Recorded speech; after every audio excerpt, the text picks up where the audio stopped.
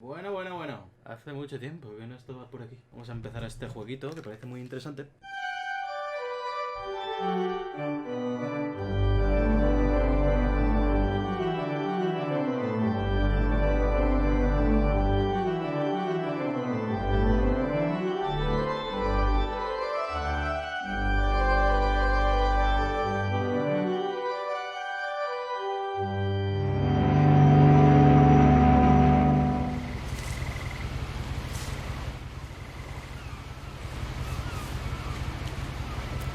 A lot of this isn't going to make sense to you, and I'm sorry about that.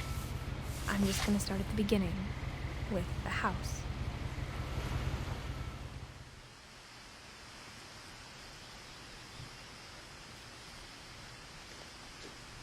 Someone had put up a chain link fence, but it looked like I wasn't the first person to hop it. I lived here until I was 11, but I wasn't allowed inside half the rooms. Inside the mailbox were bills from 7 years ago, marked urgent, open immediately. In her will, my mother left me a key, but didn't tell me what it unlocked. Maybe she thought I'd know, or she thought that the mystery would be enough to bring me back.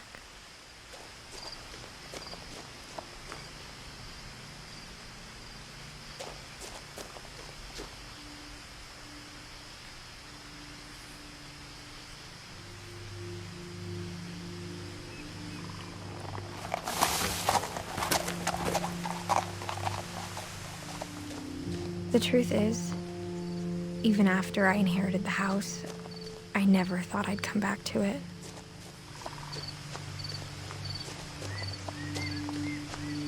But now I had questions about my family that only the house knew the answers to.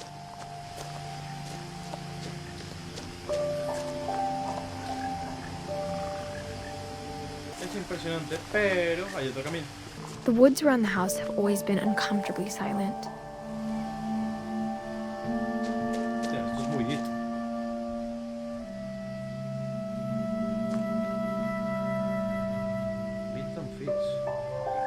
The house was exactly like I remembered it, the way I'd been dreaming about it.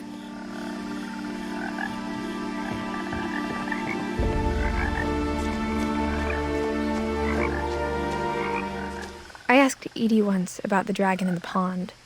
She said it had killed her husband. I was 6.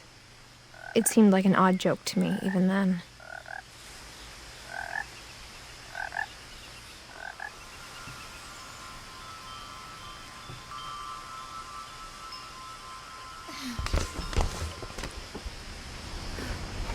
Crawling through the doggy door used to be a lot easier when I was 11. For the first time in years,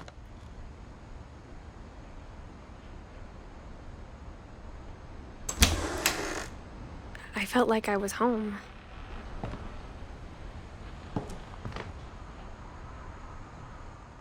But instead of a family, there were just memories of one.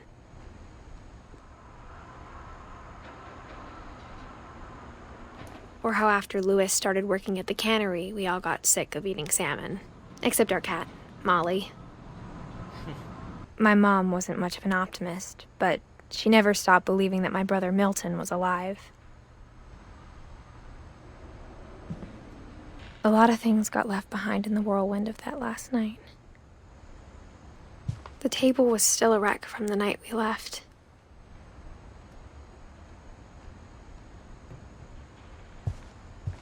It was like a bomb had gone off, killing everyone but sparing the furniture. My mom was the only one of us who could imagine Great-Grandma Edie living in a nursing home.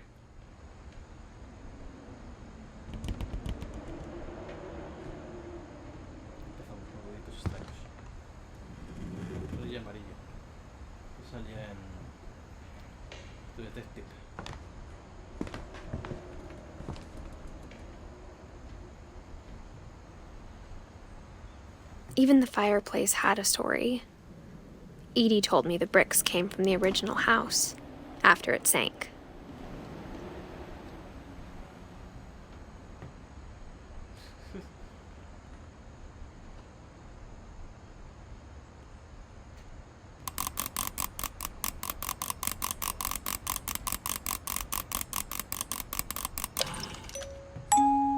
Great-Grandpa Sven built a music box for Barbara, along with the rest of the house.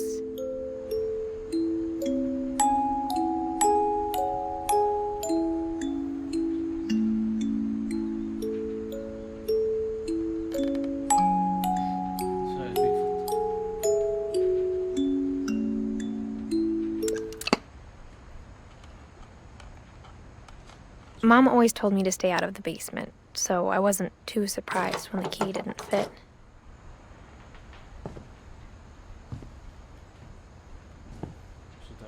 No me gusta.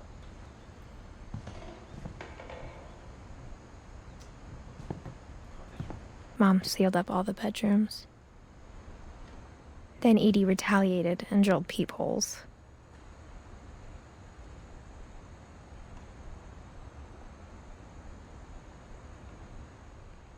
I spent a lot of time playing in Great Uncle Walter's room.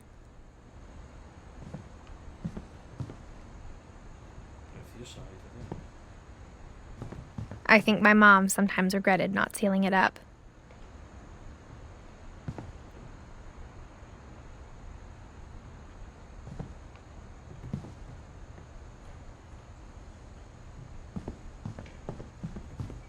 Louis told me there were secret passages, but I never believed him.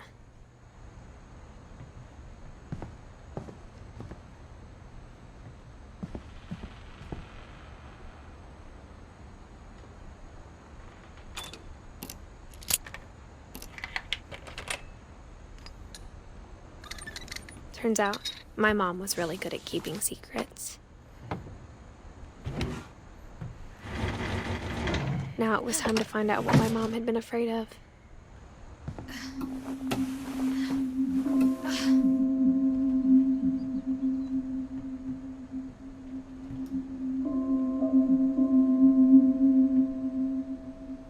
From the paintings on the wall, it was clear my brother Milton had been here before me.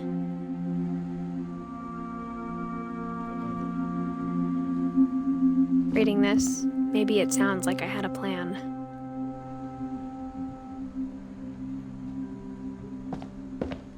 But I had no idea what was behind that door.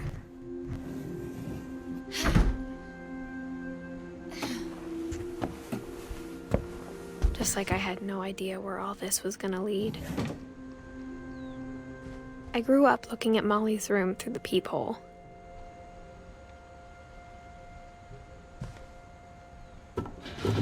Molly's gerbil had a tiny bedroom with its own even tinier gerbil cage.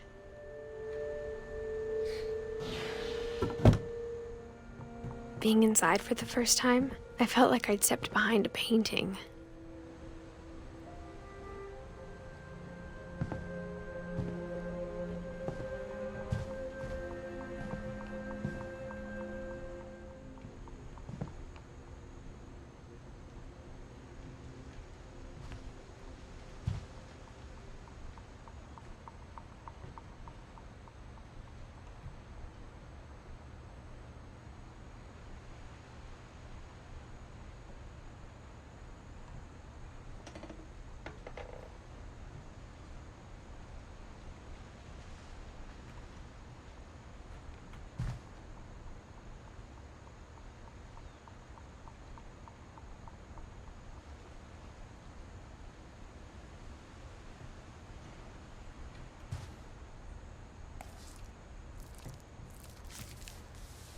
December 13th, 1947.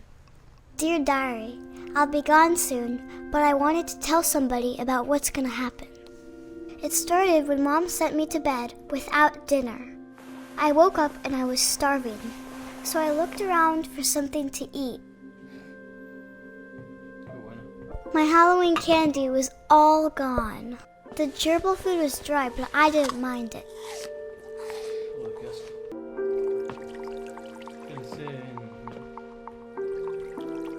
I thought about eating Christopher, but I held back.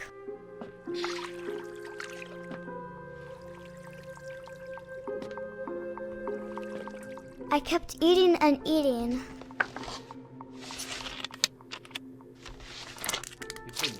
I ate a lot of things that night.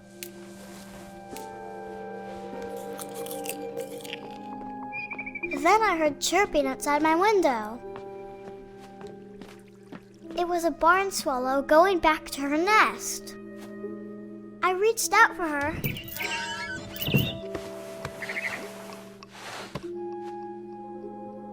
And suddenly, I was a cat. What the fuck? I tried to be quiet, but the bird was really scared.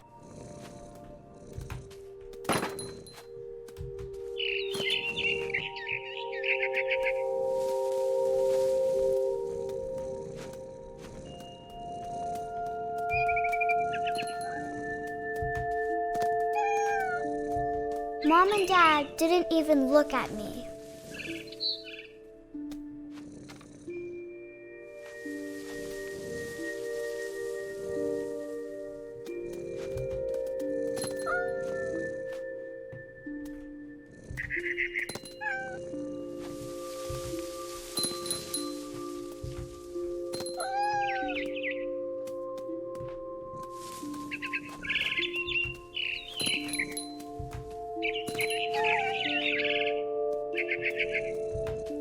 I jumped and I almost got her.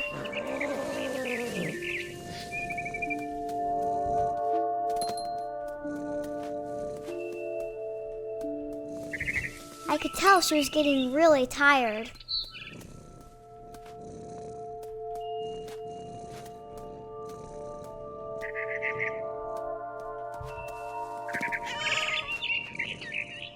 Now I was up in the big tree. I promised Dad I wouldn't climb it anymore. All I cared about was eating that mama bird.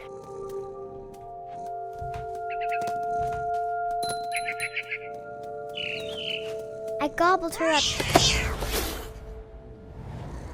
And suddenly, I was an owl. First, all I heard was the wind. Then I heard little teeth nibbling in the grass.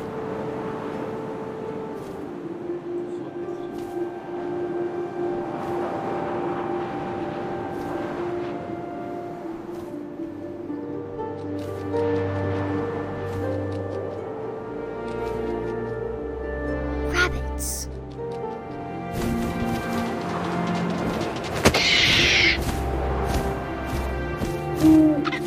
I imagined his face looking up and seeing mine through my talons. I swallowed him up, and I didn't chew one bit. Then I flew off to find something bigger.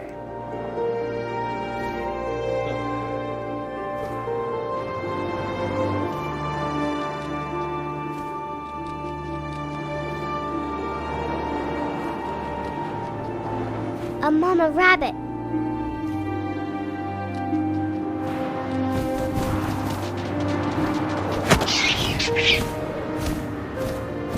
She was almost too big to carry. I started choking, but I couldn't stop eating. And suddenly, I was a shark.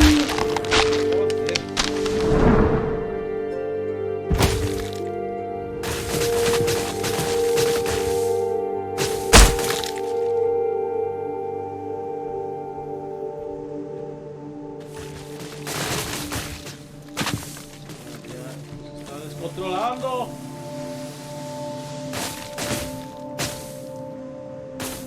¿Qué cojones? I rolled off a cliff and into the ocean. Now, I was hungrier than ever.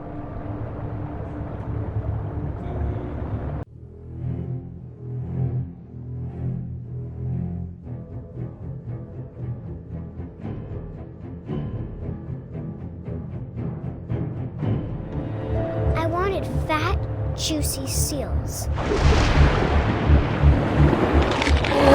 I tore off her flipper, and it tasted really good.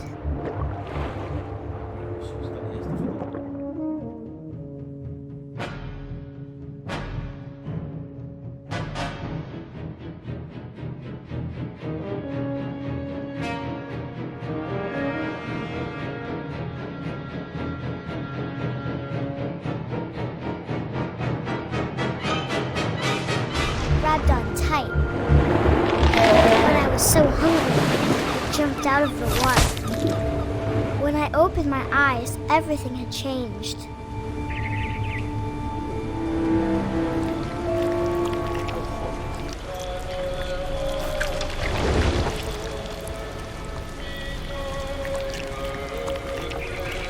Now I was a monster, and I smelled people everywhere.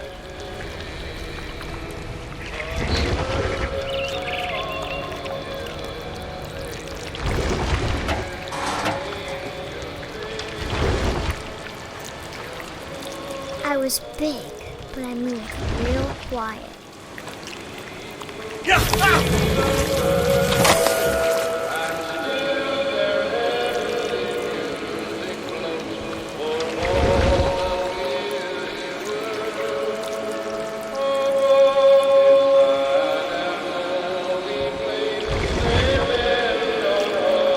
I wanted to stop, but also I didn't.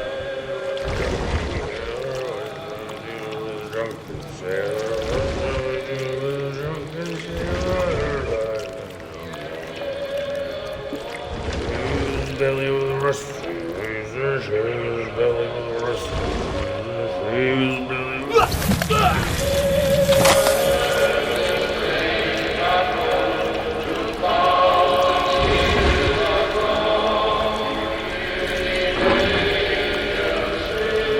After the last passenger, I was still hungry. And across the water, I smelled something new. Something I had to have, so I swam towards it.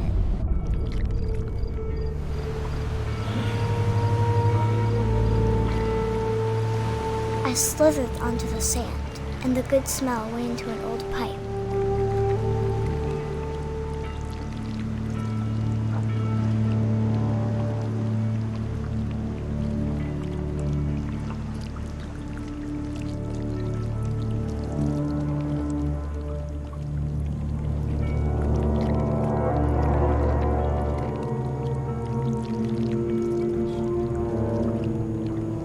I got closer and closer.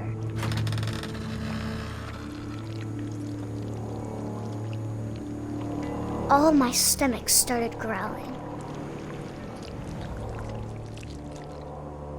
And suddenly, I was me again.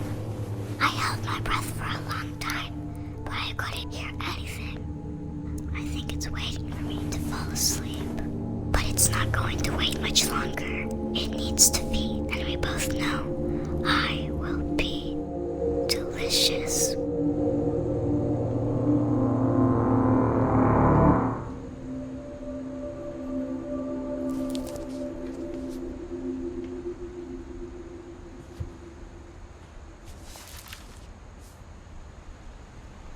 I'm not sure if I believed all of that, but I'm sure Edie would have.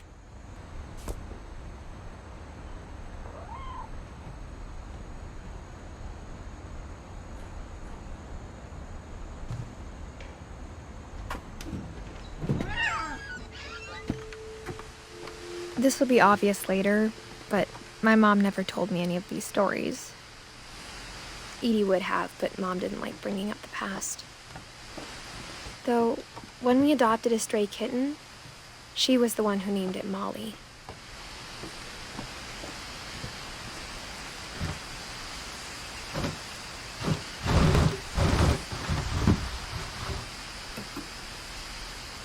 I spent a lot of time in Great-Grandma Edie's room.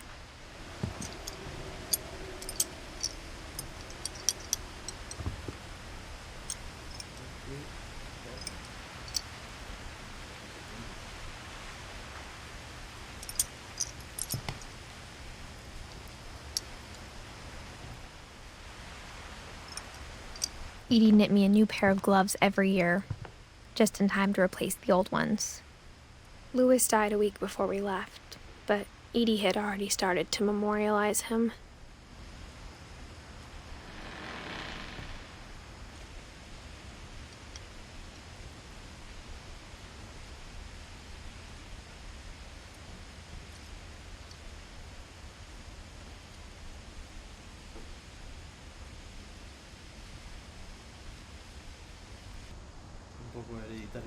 Her room was like a museum.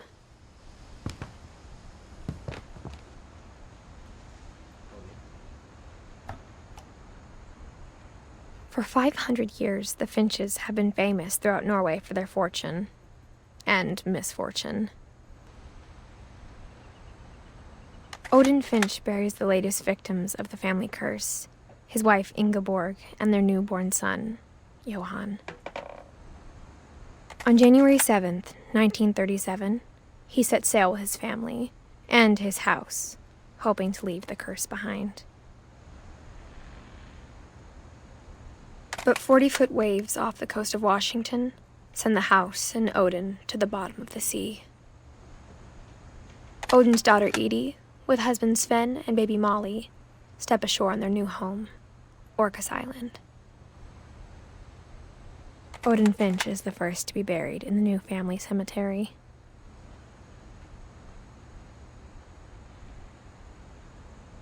His daughter Edie is already dreaming of a new Finch house. Whatever's wrong with this family, it goes back a long ways.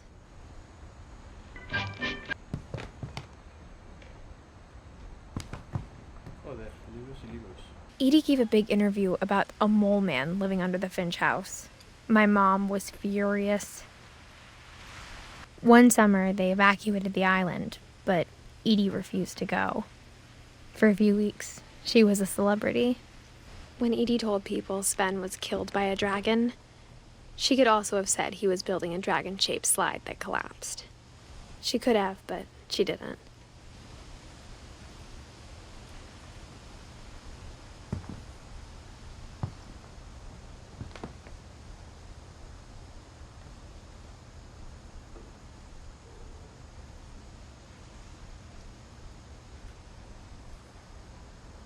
Even in her 90s, sometimes Edie seemed a lot younger than my mother.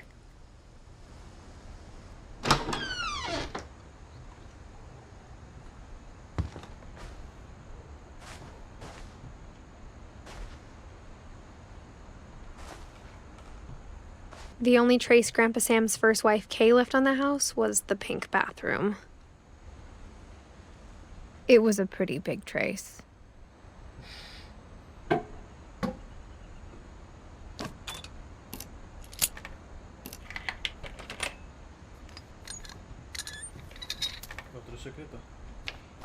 There's a secret in this bathroom. It's in the last place you would look. It isn't in the cupboard. It's hidden in this book.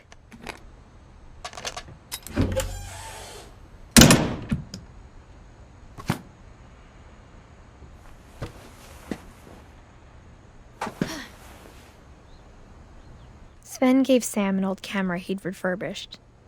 He never put it down.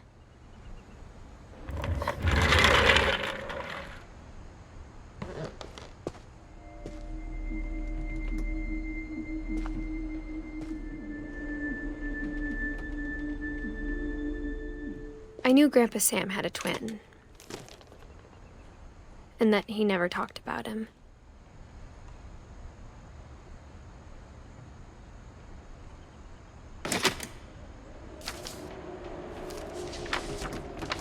How I Want to Remember My Brother by Sam Finch. The thing I remember is that when he made up his mind, that was it.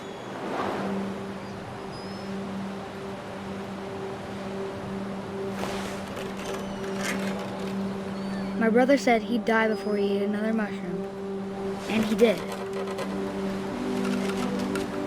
At Barbara's funeral, we swore he'd never be afraid again, and he wasn't. I think Calvin always wanted to fly. Sam! Calvin! Dinner's ready! Coming! But that day, he finally made up his mind to do it. I told him going around was impossible. Maybe if I hadn't said that,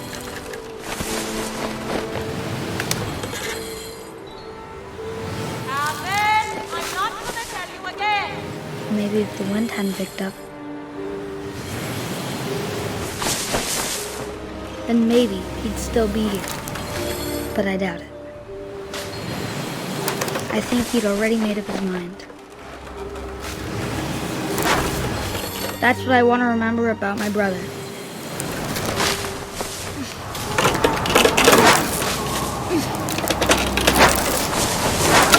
The day he made up his mind to fly. And he did.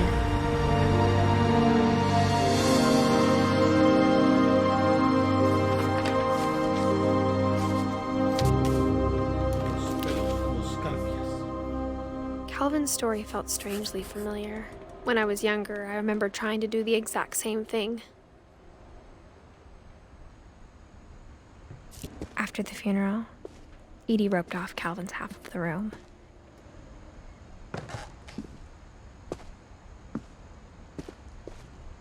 Mom said Grandpa Sam enlisted at 18 and never set foot in the room again.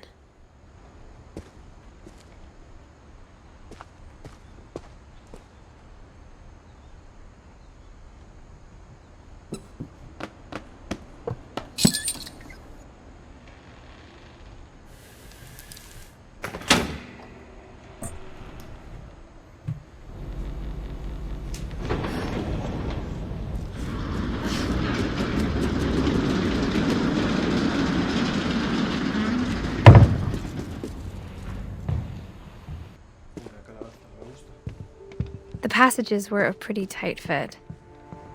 They'd obviously been built for smaller hands and bellies. Whenever people ask me about my family, the first thing they always want to know about is Barbara.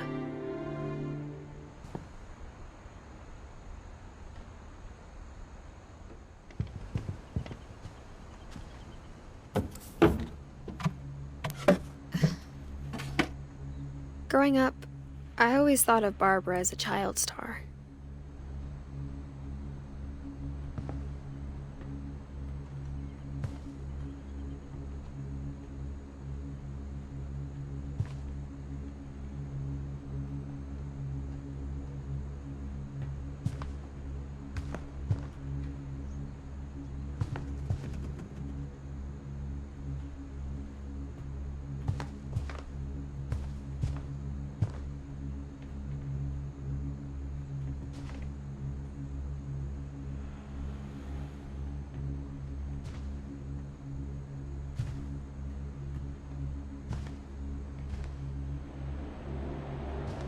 I never thought about how hard it must have been for her afterwards.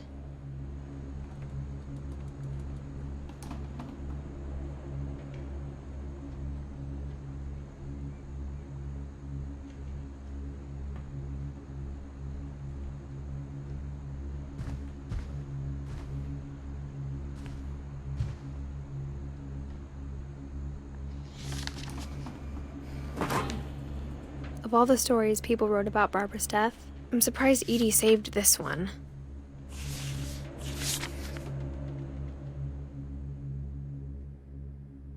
Old Jack here with another ghastly tale inspired by America's most unfortunate family. I'm calling it The Surprise Ending of Barbara Finch.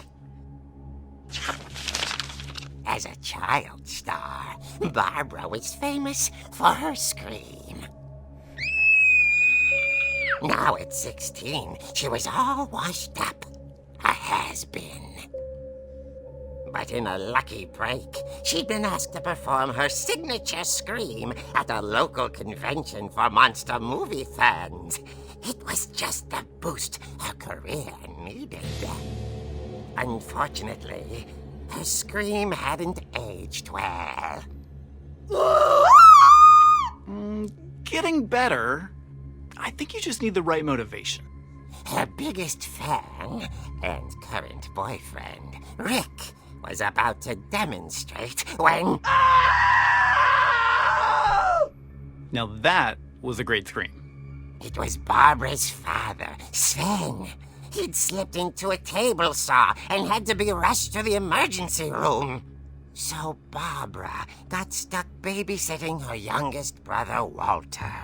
Her convention comeback was canceled. Okay, I'm hearing frustration, but I'm not hearing terror. What if I tried... A gang of hoodlums in Halloween masks have been terrorizing Orcas Island tonight. Police are urging residents to... That came from the basement. You're right! Also, I loved your delivery on that. Why is your basement door locked? Because my dad likes making puzzles and secret passages. There's a key hidden in the music box. The secret is to keep winding and winding until finally the key pops out. Thanks, babe. I'll be back in a sec. 20 minutes later, Rick hadn't returned. So Barbara went to look for him, right on cue. She reached for the music box.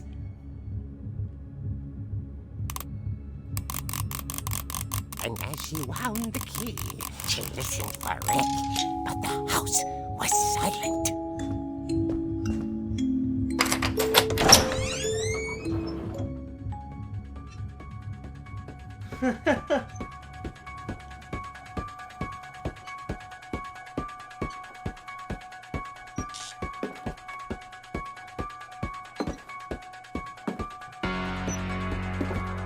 She found Rick's crutch and imagined the worst.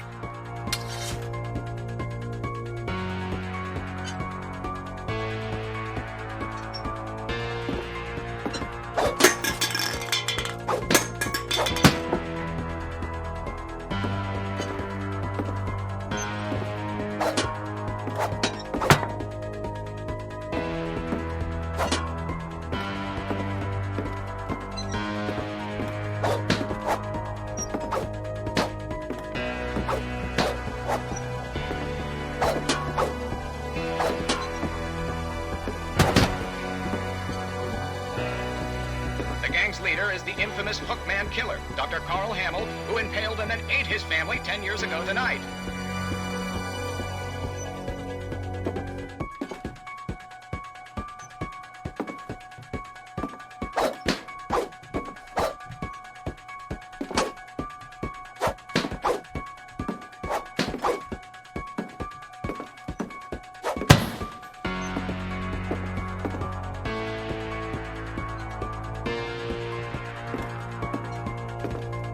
The old fridge rattled and grew still.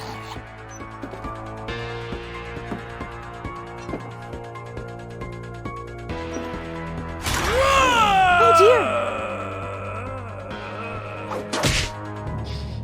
Oh! Rick?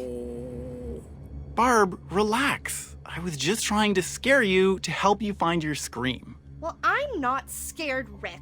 I'm furious. Then act furious. All I'm getting from you now is that you're hurt and confused and She threw him out, but she kept a little something to remember him by. Barb, have you seen my other crutch? And she was still holding it when she fell asleep watching the late picture show. Hours later... Barbara! Walter, what's going on up there? Ah! Okay, I'm coming up, but if this is a trick, you're dead, Walter.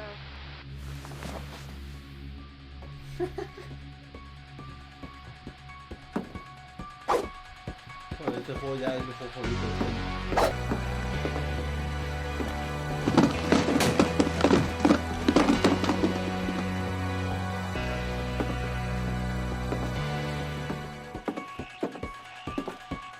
Walter, are you there? Walter had vanished, but his bedside radio was still on. Orcas Island police describe the man as 6 feet tall, with a steel hook for a hand. Residents are urged to lock all doors and windows and notify the police of any suspicious activity. Barbara turned, saw the hookman, and was speechless. He was quite smashing. And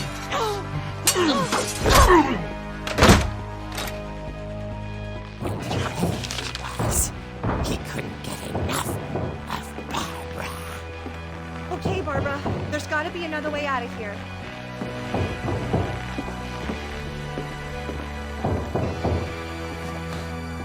That night, she played her part beautifully.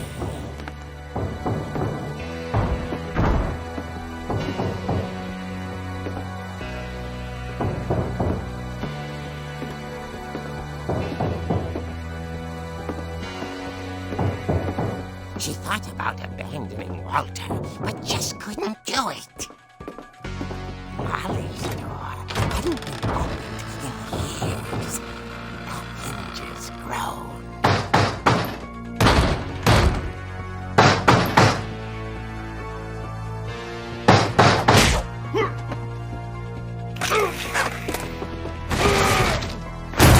He wasn't moving, but she sensed the story might not be over yet.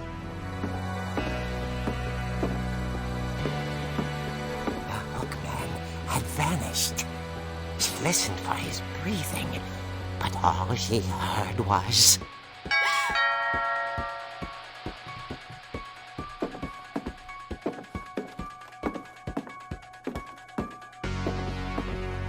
At the door, she heard whispering.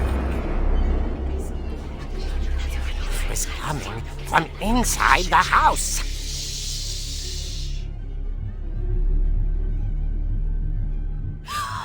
Oh dear. The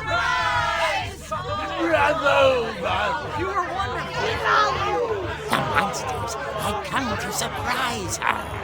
For Barbara, it was a dream come true. Then she saw what kind of monsters they were, and she realized what was about to happen. She was going to be famous. And with her final breath, Barbara Finch gave the performance of her life.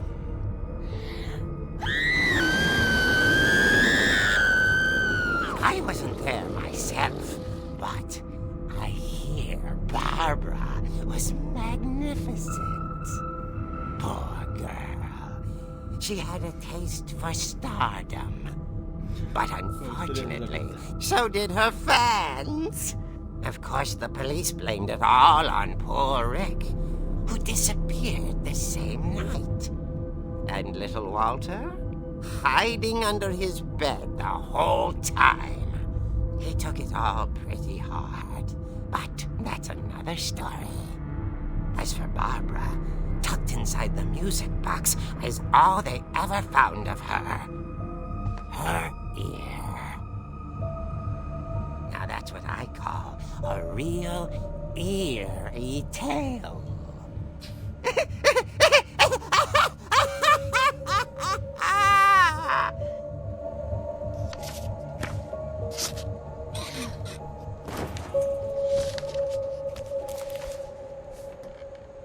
Edie told me all Barbara wanted was to be remembered, as absurd as that comic was. Maybe what Edie saw was a happy ending.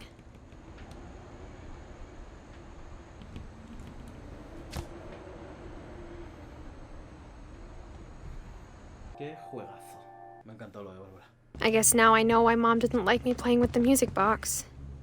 Y nos habían dado la pista de que hay que ir al sótano, cosa que no me hace mucha gracia.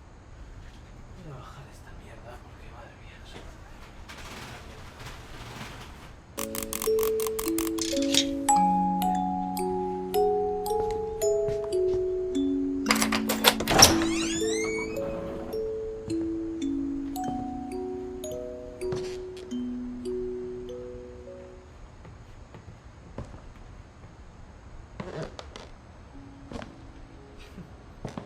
Muchas gracias, no me hace.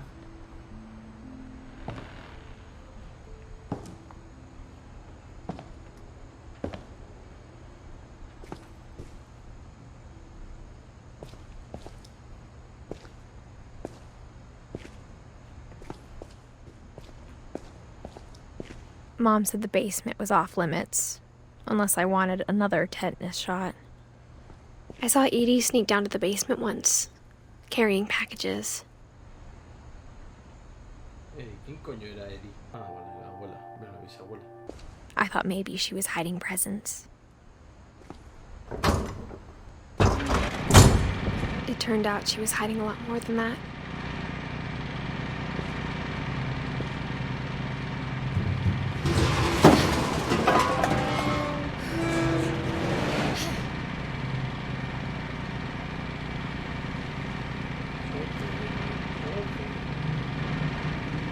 I remember asking Mom once about where Walter had gone. She said after Barbara died, he got as far away as he could.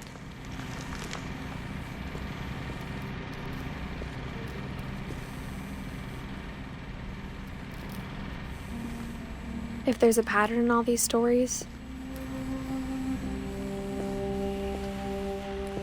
I think it's that none of us has gotten very far.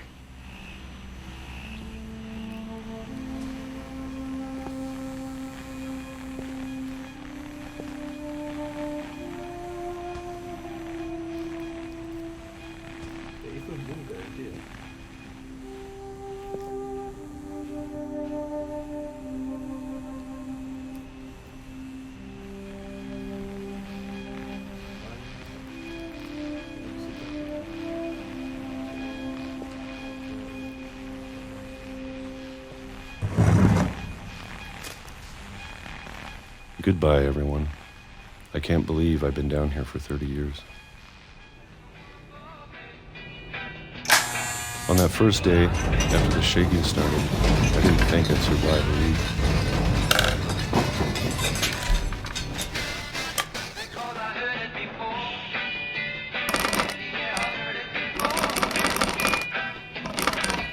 But after a few days, I settled into a routine. That's what kept me sane.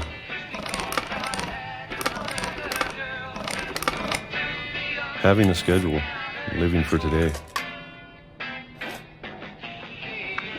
I always expected to be dead tomorrow. But if you wait long enough, you get used to anything.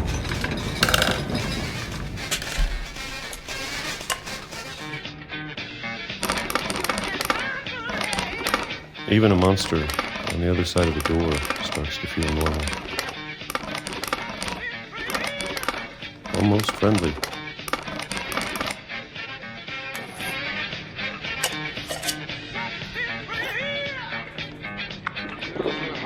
And then one day, everything just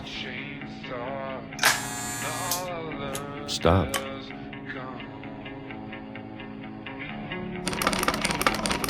Whatever that thing was, it was gone. Maybe it got tired of waiting. Or maybe I just got tired of being afraid.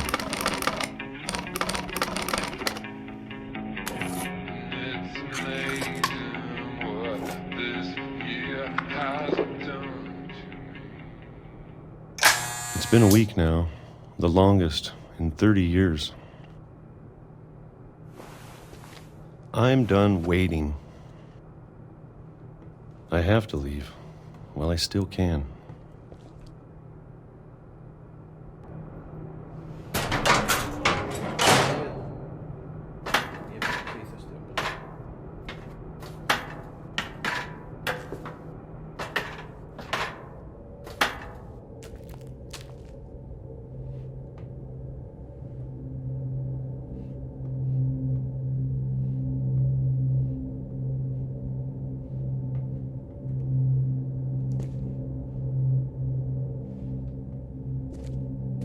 I know it's out there, somewhere.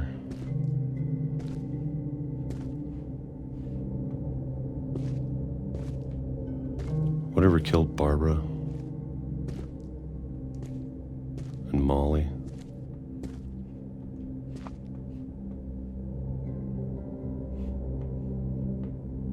and Calvin.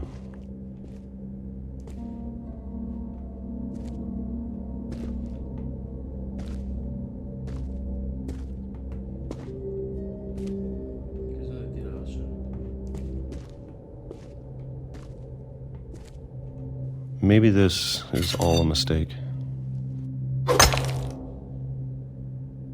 But I need to stop living the same day, even if it kills me.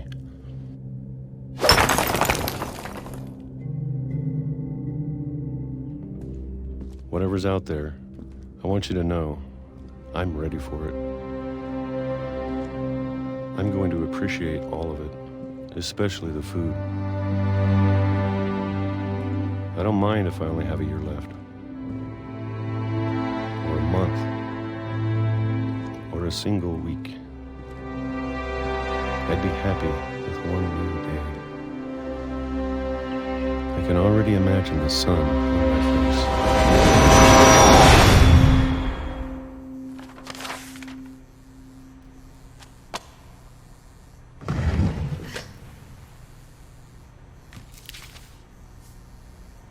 Walter died when I was 6. I can't believe my mom never told me he was down here.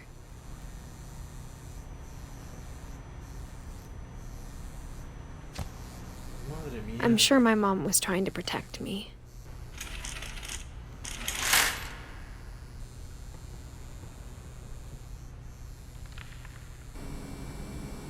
But if she never told me about an uncle under the house, I can only imagine what else she was hiding. I don't want to make the same mistakes she made, trying to bury something that's still alive.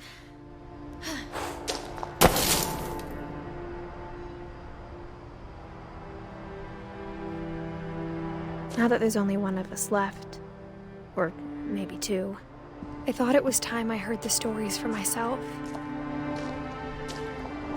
and found out what happened to everyone else. But now I'm worried the stories themselves might be the problem.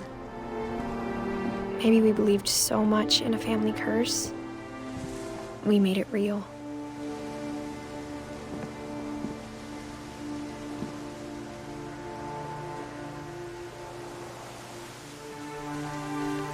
I don't know if I should even be writing this.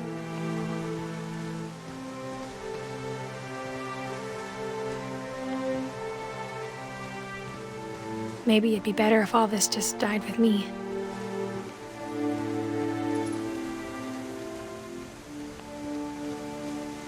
But I thought you should know about your family.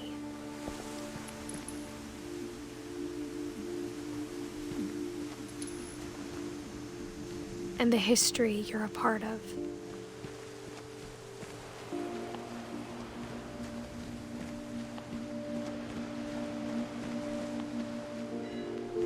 Though to be honest, I feel as lost as you probably do right now. I think the people in these stories believed them, for what that's worth.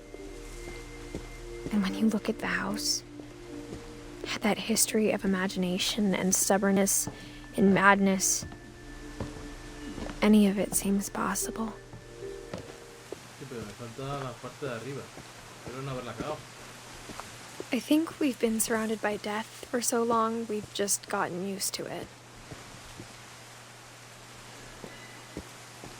What kind of family finishes building a cemetery before starting the house?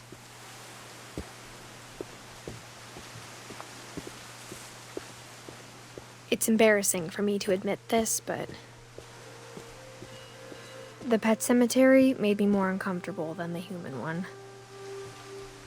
3 of the gerbils were mine, and 2 had been my fault.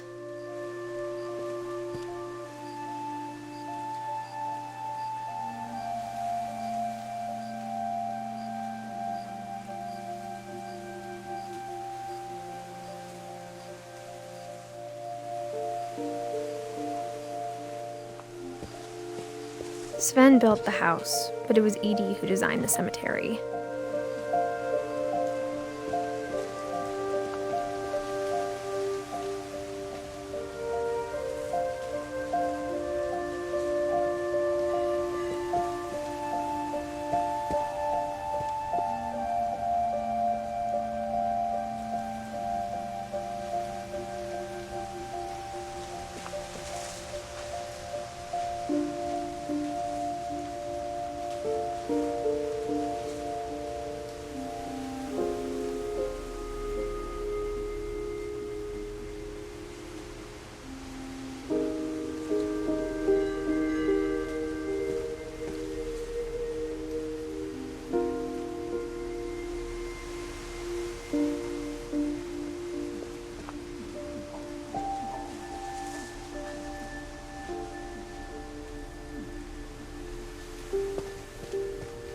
I'm sure Odin's monument had been Edie's idea. My mom was always trying to move on. But for Edie, the past never went away.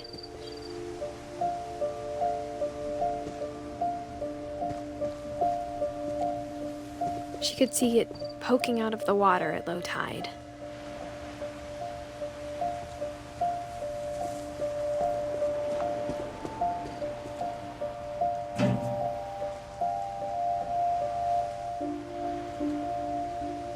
Edie said she dreamed about the old house every night.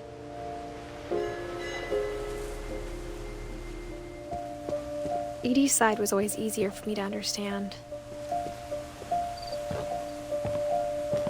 But the older I get, the more I can see where my mom was coming from. Her dad had been pretty strict, but it wasn't enough to save her brothers. She was just trying to do better.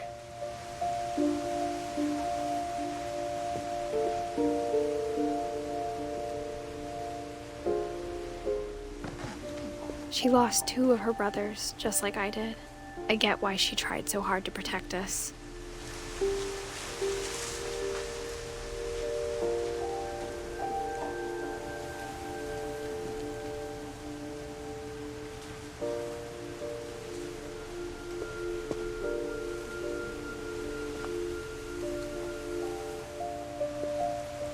We never found Milton's body, so my mom insisted we were putting up a monument, not a tombstone.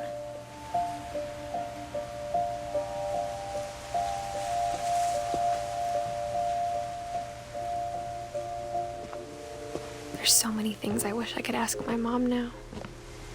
Part of me thinks this is what she wanted all along, for me to come back someday and find everything out for myself. But looking back on it now,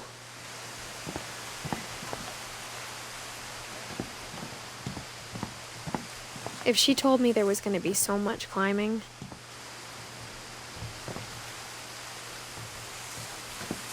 I never would have come when I was 22 weeks pregnant.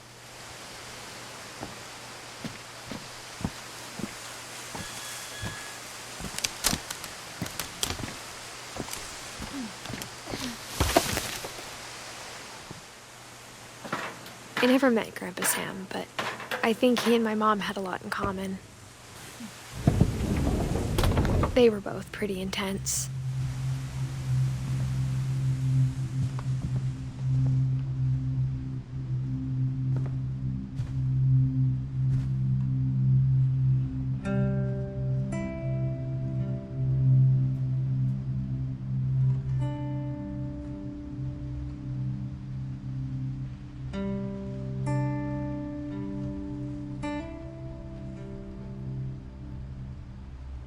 Sam spent his life shooting photos, but Mom said he got nervous being in front of the camera. I guess we're all afraid of something.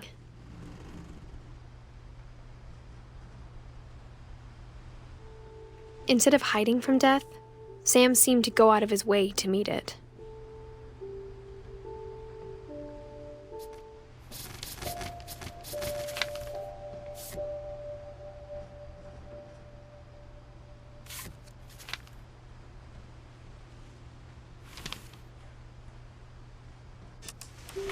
Dawn, I promise, you'll never forget this weekend. Yes, sir. These memories are gonna last a lifetime. Am I gonna have to shoot anything? It's a hunting trip, Dawn. Shooting is strongly encouraged.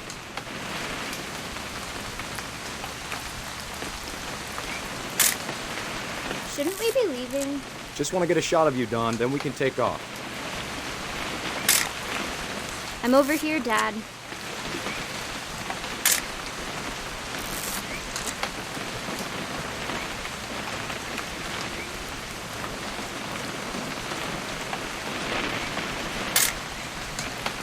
Quite.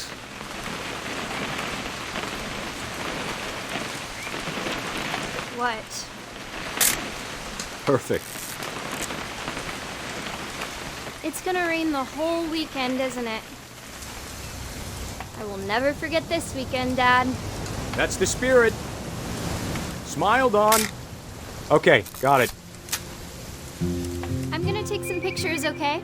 Just be careful. That camera's older than you are.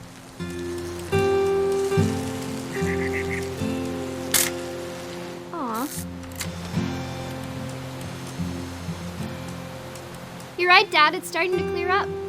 Still freezing, though.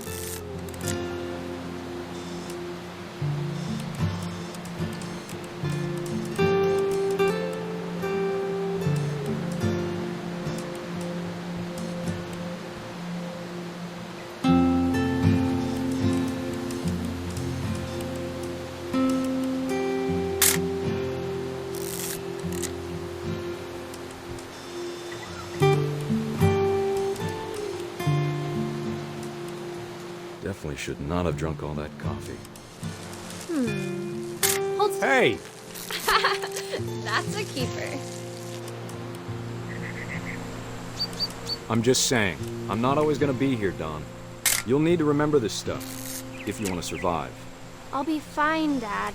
You know who else thought he was gonna be fine? Some guy who died. Dawn, I'm being serious. I know, Dad. You're always serious. Doesn't being out here make you want to chill out? Well, to tell you the truth, I haven't been out here in 20 years.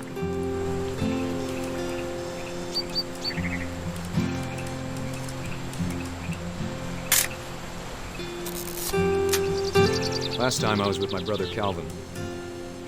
Man, that was a great trip. Your grandpa Sven taught us how to fish, how to build a fire.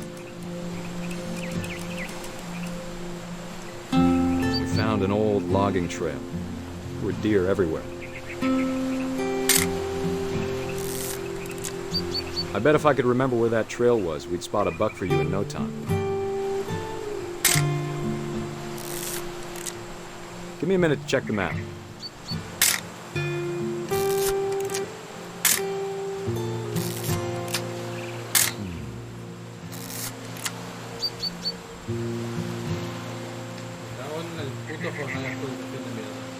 Let's see. Dad! Good eyes, Dawn.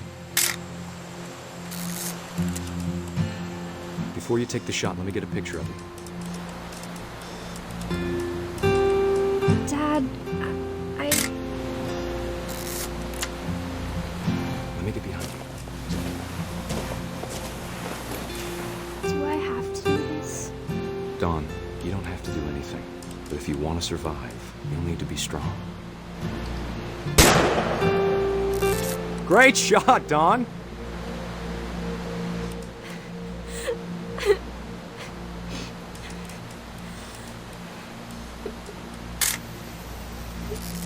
I'm proud of you, Dawn. Always remember that, okay?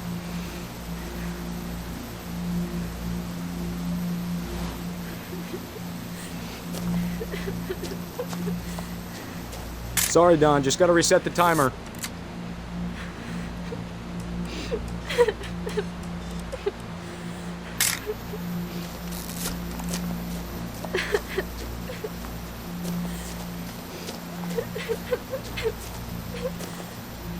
Dad, it's twitching. I think That's it's totally so... normal, Dawn. Just focus on the camera. Try not to think about... Dad!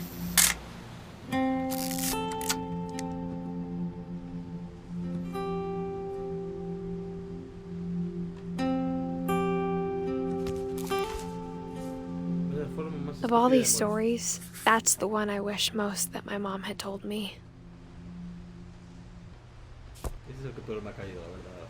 After Sam died, my mom and Edie got really close. They'd both lost a lot.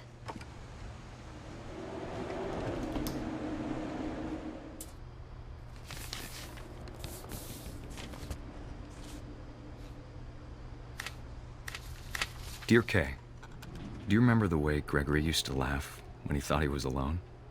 Like something funny was happening, but only he could see it. I think he saw things the rest of us don't.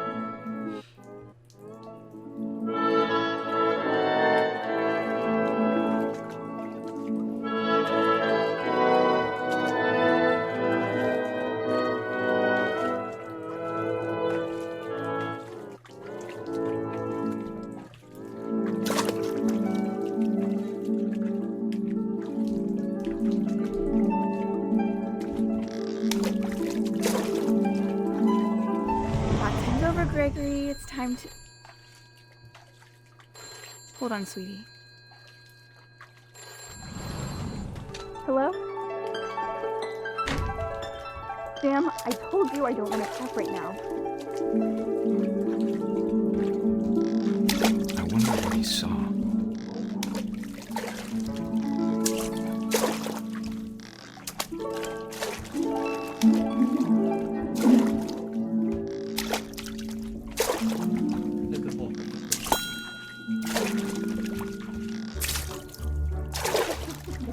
It reminded me so much of Calvin.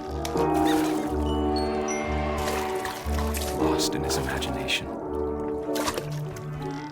Whatever it was he saw, it sure made him happy.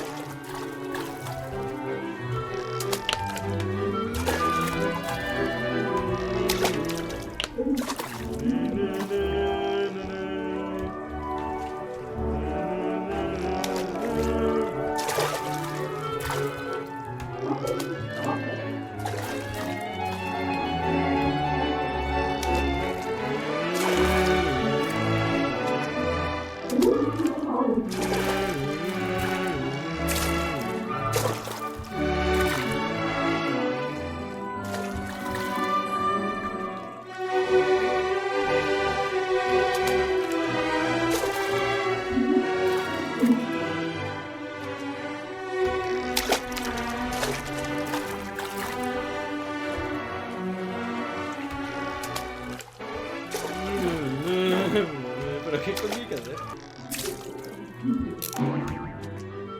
I know how silly it sounds.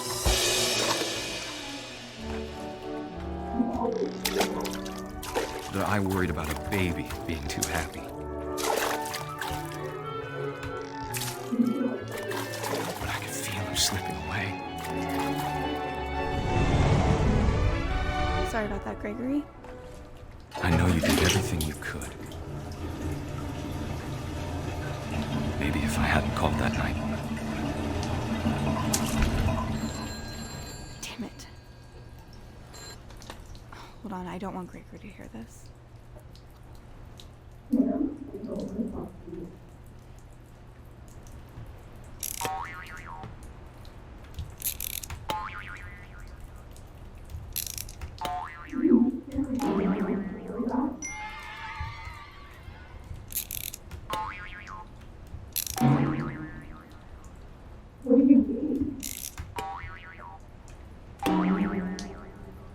I wish he could have told us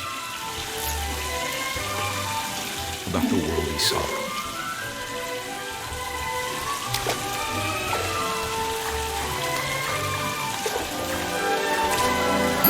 There's so much I don't understand about Gregory, about everything.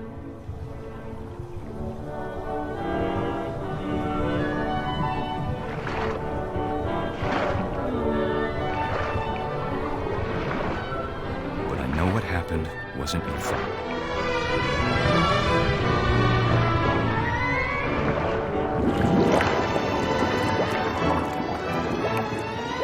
I'm sure he's happy. And he'd want you to be happy too. Good luck, Kay. Love, Sam.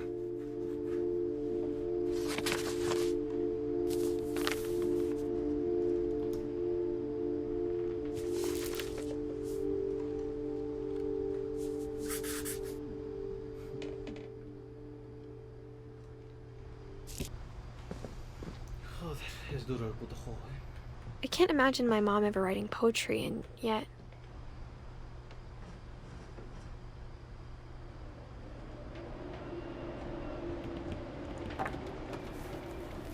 A poem for Gus, who always said the wedding was a bad idea. Our father never hit us kids, at least not very hard, before the day my brother said with teenage disregard that he'd be dead before he'd see a wedding in our yard.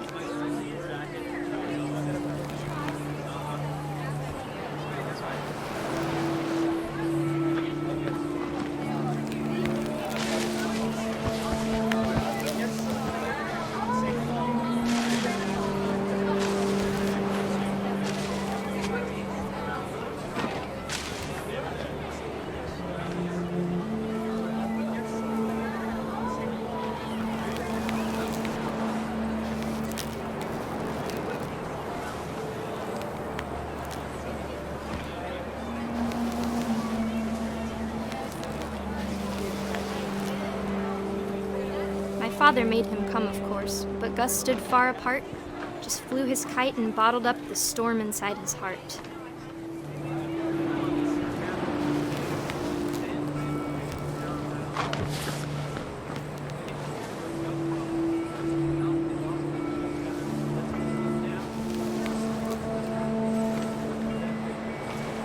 I tried to talk him out of it, but though he'd never met her, "We don't need a stepmom," were the words that I now remember. pronounce you husband and wife.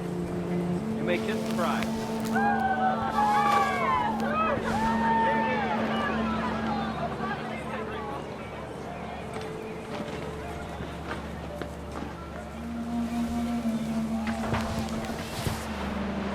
When the time for photos came, Dad ordered him to come here. But Gus declined, and as a sign held up his middle finger.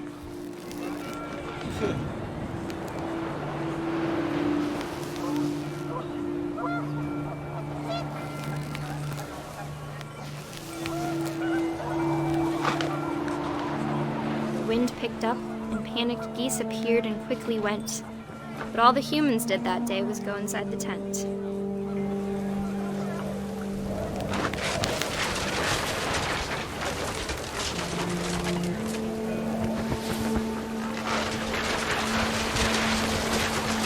The rain came down in buckets then, but no one seemed afraid that nature might destroy the tent our dad had crudely made.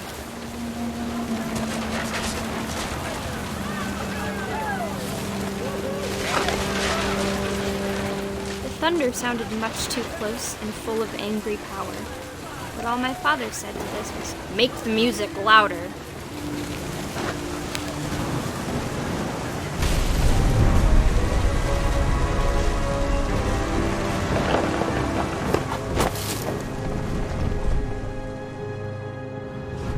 I wish that I could truly say I thought about you on that day. Out there on the beach alone, just you, the wind, the sea, and foam. But I didn't, until we found you.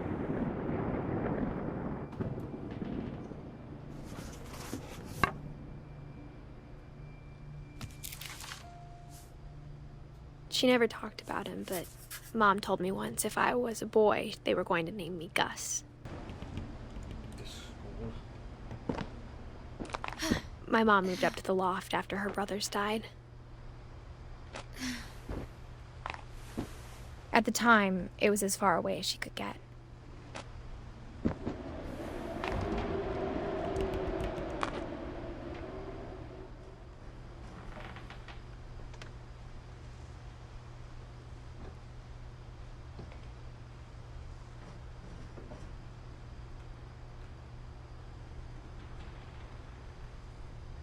She spent a summer building houses in Calcutta, where she met my dad, Sanjay.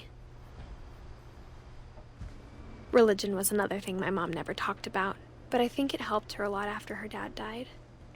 My mom moved to India a week after graduation and got a job teaching English. Louis was born a year later.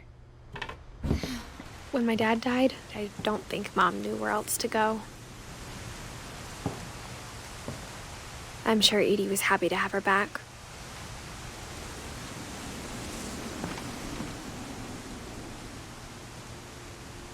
and to see kids in the house again. The house had to get a little bigger, but Edie was used to that. And for a while, things were good, almost normal.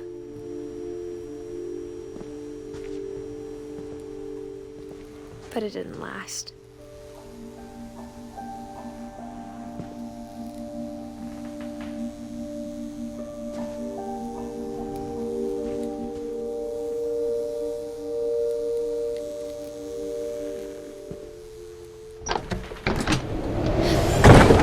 The beginning of the end was Milton's 10th birthday, when Edie gave him a castle.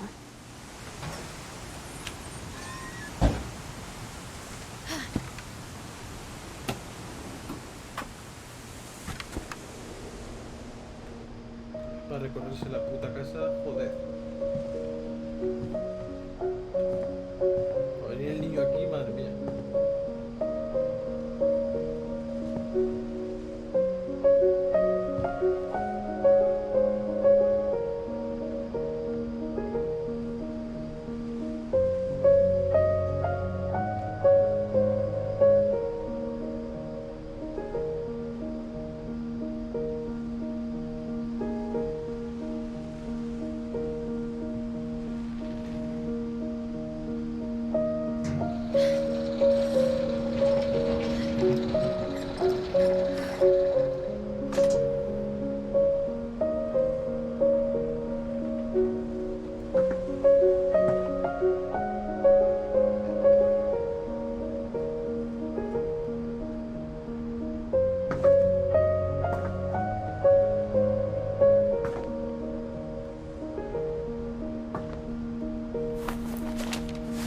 Milton Finch in The Magic Paintbrush.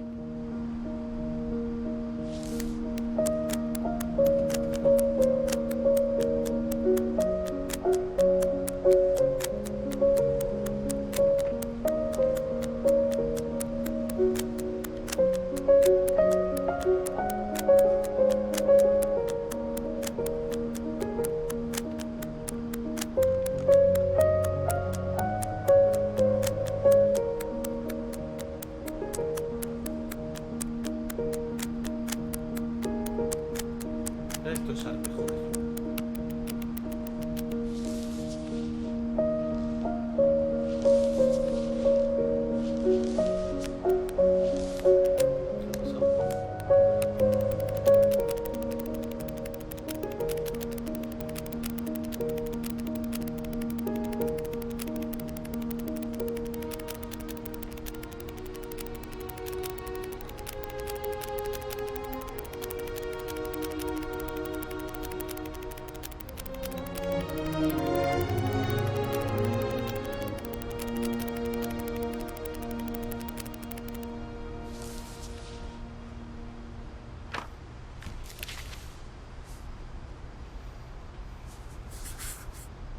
I was 4 when Milton disappeared.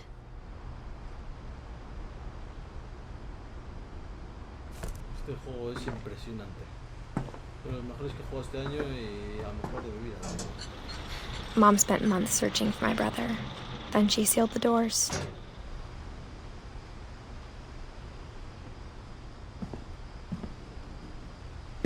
Whatever Milton had found in the house, Mom didn't want it getting out. Mom definitely blamed Edie, but I think Louis blamed himself. After he graduated, he just spent more and more time in his room, until Mom got him a job at the cannery.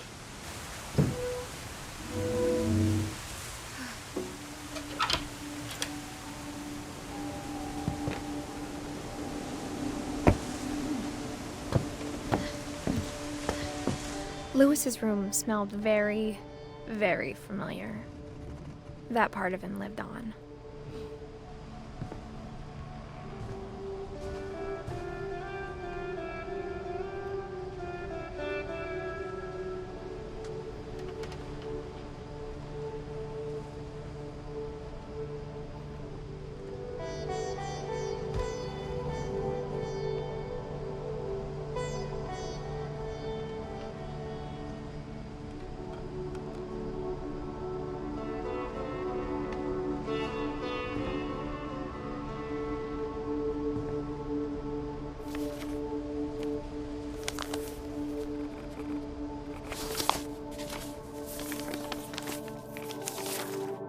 Dear Mrs. Finch, as Lewis's psychiatrist, I can understand your desire for an explanation.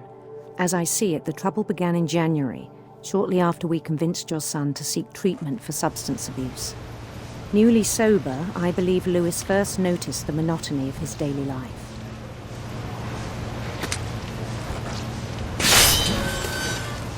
He kept working at the cannery, but he withdrew part of himself.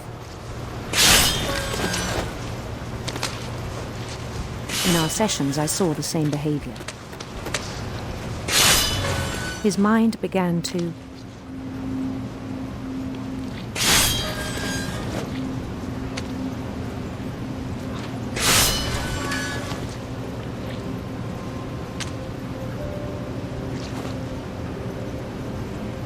wander.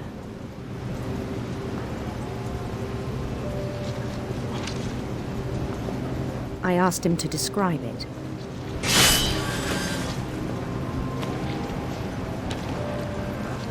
He said he started small.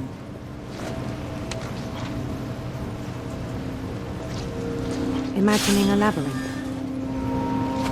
He'd feel his way about. Then something moved. Bats. And toads. And things that have not names. He knew it was all in his head.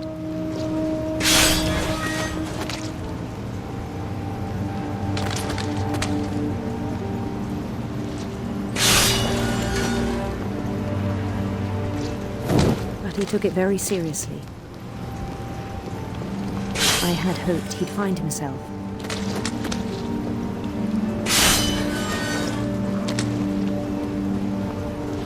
But he found something more.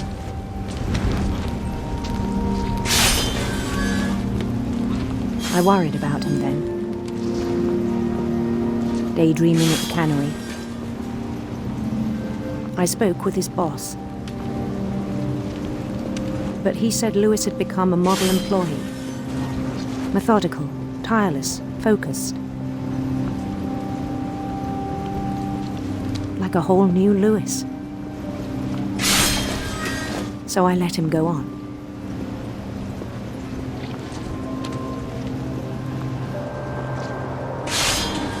I even encouraged him. It seemed very promising at first. He told me he'd made a new friend.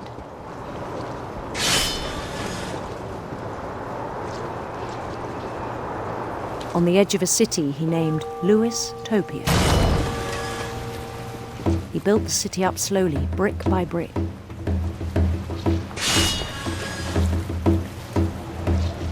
Then he made musicians.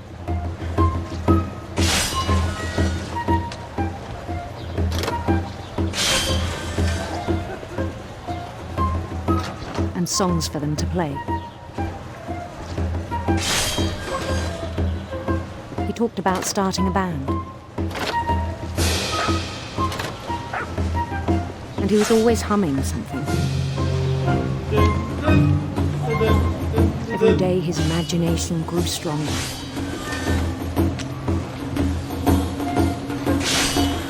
He no longer spoke at the cannery. But his chopping was as reliable as ever. Then one day it struck him that all the cheering crowds, even the stones under his feet, were all in his imagination, so he could do whatever he wished.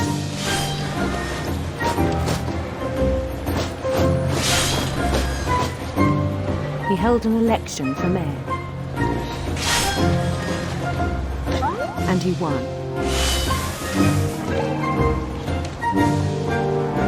They begged him to stay, but his mind was already wandering. It became a game for him.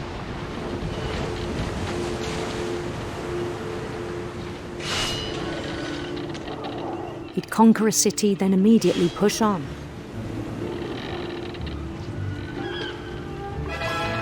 New Louisville.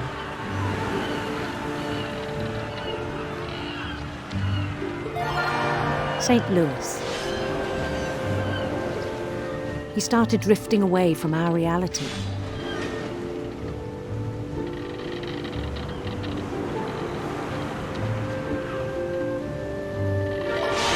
Minneapolis, until one day he forgot to go home from the cannery. Even as his mother pleaded with him, part of Lewis kept sailing on.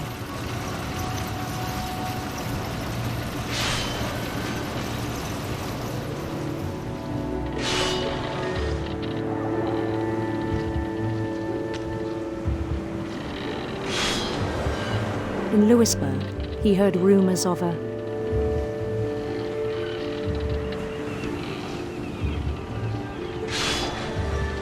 handsome queen.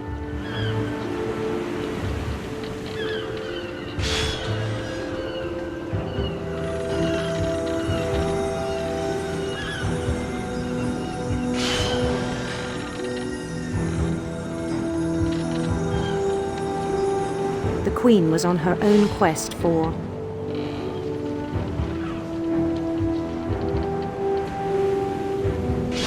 sinister serpents.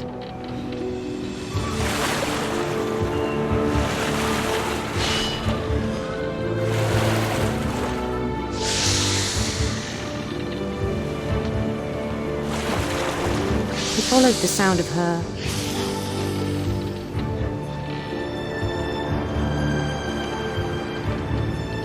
silver harp.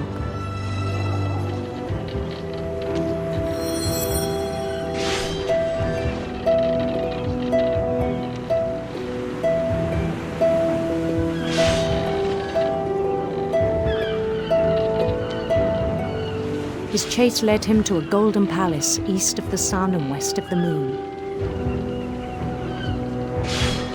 Even then, his logic remained sound.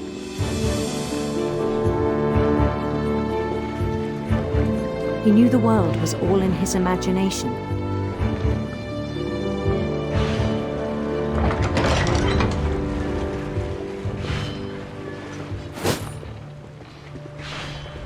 But he was so proud of having created it.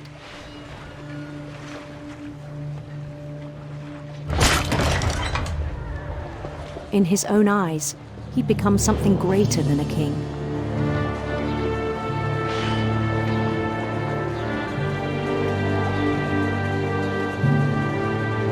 For someone who'd never known success in the real world, I think it was overwhelming. And then it struck him that the real Lewis was not the one chopping salmon, but the one climbing the steps of a golden palace.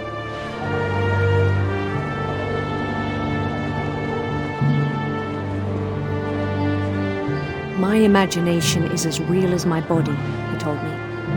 It was hard to argue with him.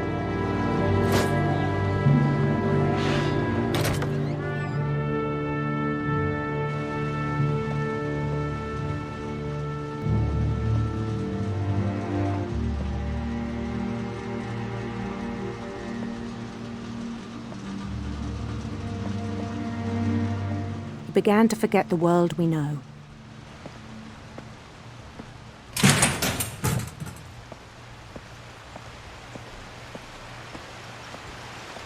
I think it pained him to remember Lewis, the cannery worker.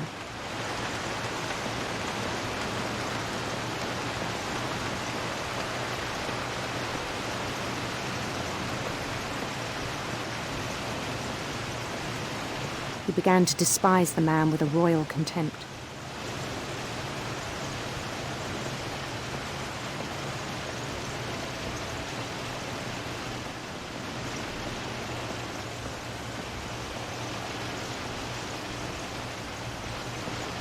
I still thought I could save him. Even after he said he was being crowned king over all the lands of wonder. The palace would be packed with his companions.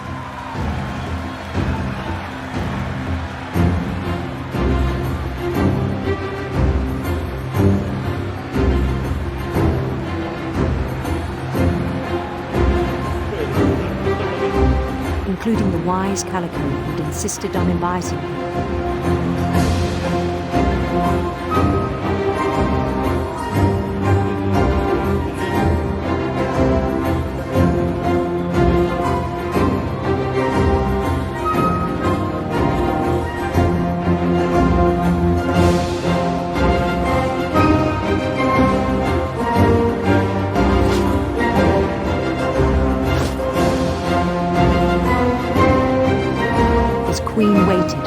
for his crown.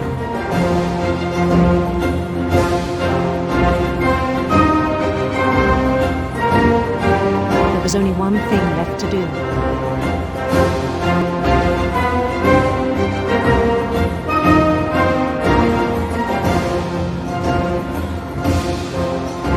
Bend down his head.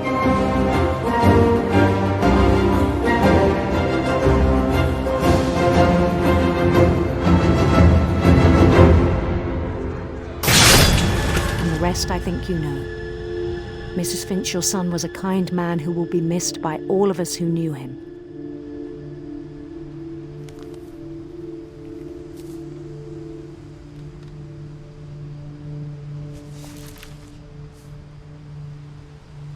My brother was really cool.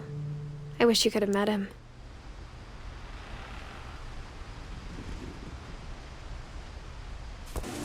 On the way back from Lewis's funeral, my mom told me to start packing.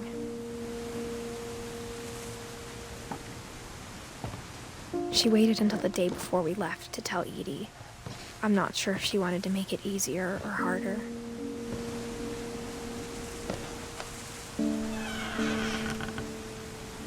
I wish we'd stayed.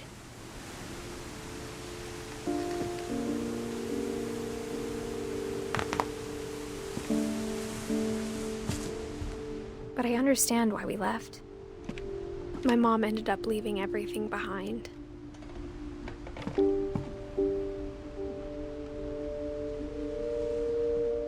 What happened that night had been coming for a long time.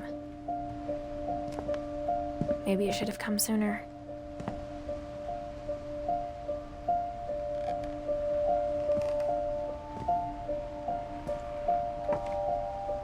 But it had to end one way or another.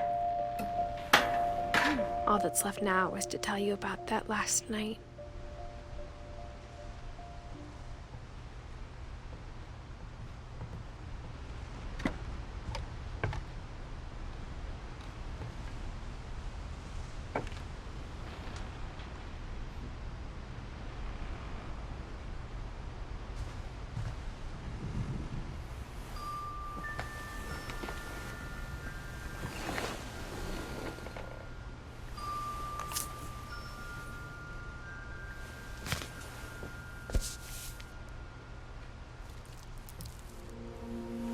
That whole last day, Edie just watched us pack and didn't say a word.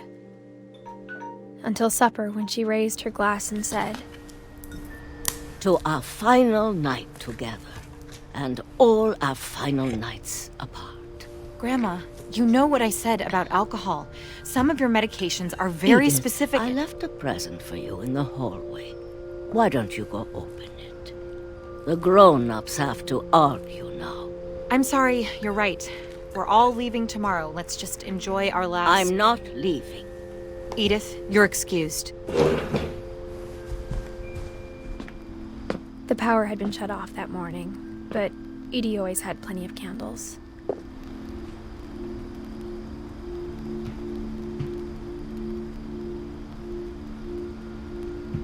When my mom sealed the library, I don't think she knew about the other entrance. Or that Edie had a key to it.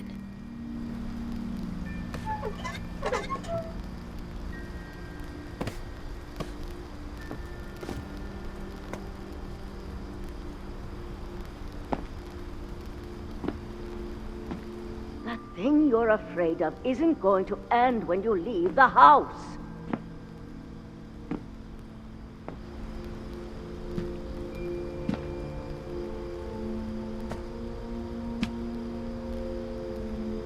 Edith has a right to know these stories. My children are dead because of your stories. I think it's best if Edith and I leave tonight.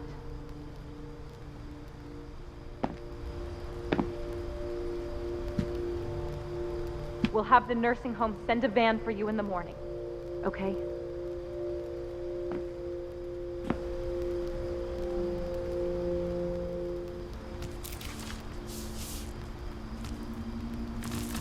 Dear Edith, there's so many stories I wish I could tell you, but there's only time for one. This is about what happened on the night you were born.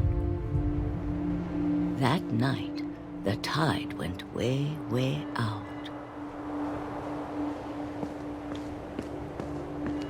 It was the first and last time I ever saw the old house aground. There'd been an earthquake out in the middle of the ocean. They called it the lowest tide in 1,000 years. God, it smelled awful. You know, I've seen that house every day of my life.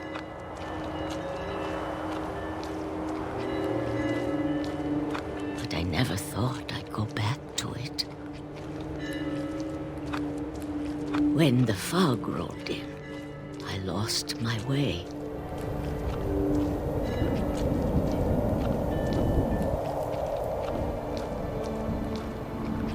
I got turned around.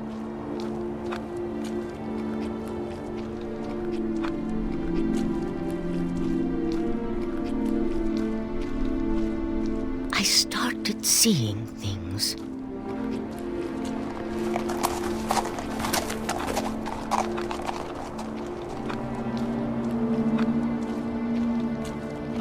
Things I'd forgotten had ever existed.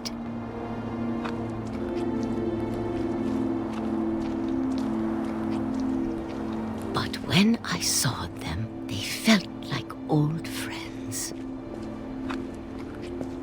That night, a lot of things came back to me. Or maybe I came back to them.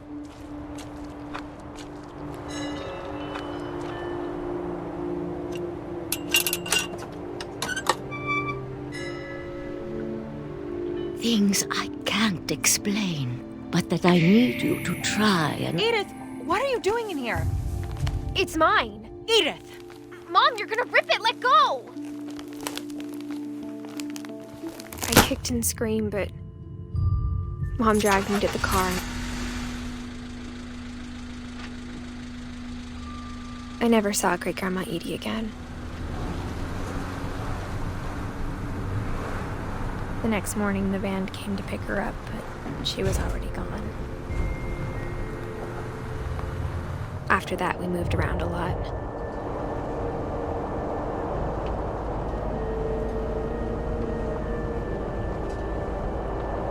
We both tried to make the best of it.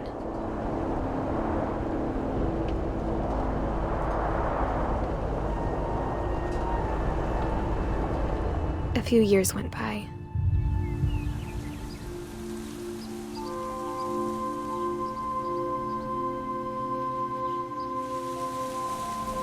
My mom didn't like to talk about it,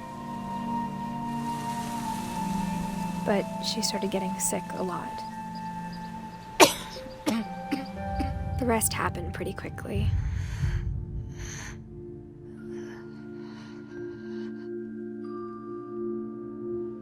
She got better for a while, and then she didn't. And then I was alone. The last Finch left alive.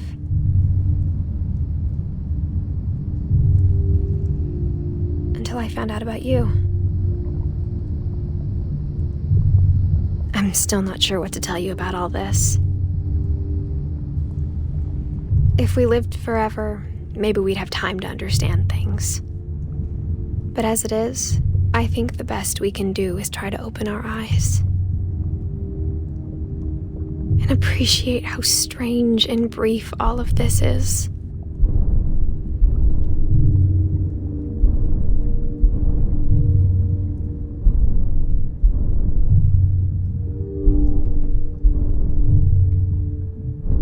This journal was supposed to be for you. But now I hope you'll never see it.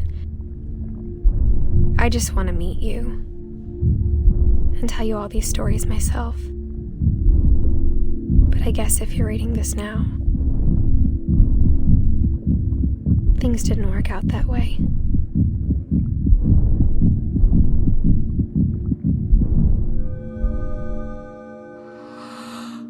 This is where your story begins.